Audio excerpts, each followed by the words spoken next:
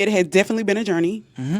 I have definitely had some bums. You know, a lot of people don't want to admit when they fail, Mm-hmm. or I won't even say fail. I would just say sometimes you got to you have to get knocked down Of to get back course. up. Yeah. So I actually had moments to where I was riding high in my poetry, and then when I faced a big crowd, I just froze. Like my heart would be speaking, but my lips and my tongue was like, "Oh no, ma'am, we're not doing this today." And I was just like, wow. And then certain people were there, and I was just like, I mean, I've been in crowds to where it was like a rap battle. They were like that in the crowd. Their Yeah. arms were folded Yeah. because they heard. Yeah. I was in this one thing where we were in the running for prizes. And I'm like, okay, bet. And you performed, and then if you made it, then you came back the next week. You know, like if you're in the top 3, you came back the next week and you ran for those. What happens is they pass the little thing around to the audience, and the audience put in certain money for you or whatever, or for you two performing for the top 3 performing or whatever, because it was a mixed crowd. You know, you got your singers, you got your rappers. I was the only poet at that time. Well, that day. So he was like, okay, you got to come back Tuesday. And I was like, I work. Then I worked 7 days on, 7 days off. I was like, I would have to return the following week because I can't. He was like, cool, we'll hold. Okay. So I'm all excited, you know, got my little fit ready and everything. And I was like, man, I got up there and was just like, shit. Yeah, no. I even had a cousin that I had never met before. He was videotaping it. It was just so embarrassing to me. And I was just like, I can never show my face again. That hurt. Right. But That you came hurt. back. Man, I had to, because Yeah. thing about me is I started writing out of anger. You okay? And I was like, okay, I'm too cute to go to jail. Yeah. And I'm stocky. Yeah. They ain't gonna know what team I'm playing for. Right. Can't do that. Honesty. Can't do that. Yeah. So I need an outlet. I played sports too, but in home life, what do I do with that? I can't hit everybody. I want to most of the time, because some people do deserve it. Yeah. But you can't go through life hitting people. You know, some people do need to be slapped. Come on, you can agree with that. But I can't go through life doing that. Right. So I had to put myself in check. I do a self-check every day. Oh, yeah. And was like, no, we need a deep outlet. Like an outlet you can take anywhere you go that can actually affect other people because somebody feels the way you feel. So I started writing. One of my coaches bought me a book. And I just started writing it. I got in trouble for some stuff that I wrote because I was honest. I wrote about my dad's girlfriend one time. Oh, he flipped. He didn't know she was doing some stuff that she was doing behind his back. And I wrote about it. So I got in trouble for that.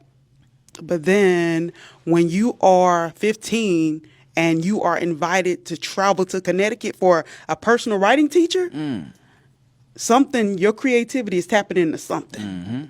So I didn't want to just let it die. Those circumstances through kids, through my first marriage and all that, some things were deterrents.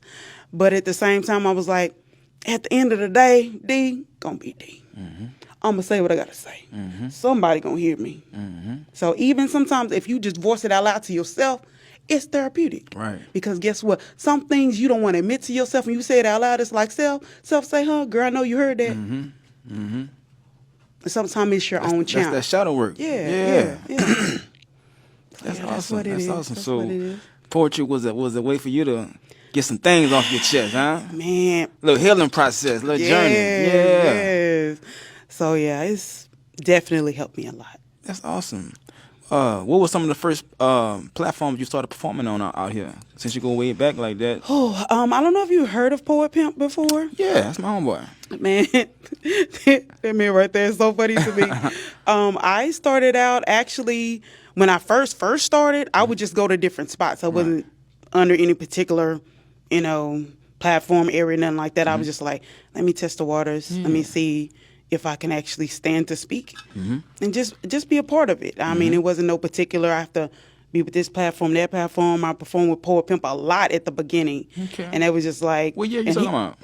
Oh, God. So this is 25. Poet Pimp, I started performing with him maybe 18, 19. Okay, yeah. Yeah, so it was just like I just got to get my feet wet. Yeah. Right before then, because this is actually my third book. My first book, my management team was SIA Management. and I actually went to one or two events where it was buku people, and he was like, "Oh, you gonna hit the stage?" Like, you don't just surprise me and tell me I'm gonna hit the stage. But it was most of everything I'm a part of is not with just poetry. It's poetry, comedy, R&B. It's anything, any artist. Right. So I mean, you're gonna meet people, you're gonna run into people. You just get a chance to be a part of the environment of different types of creativity, different parts of people saying, "This is who I am."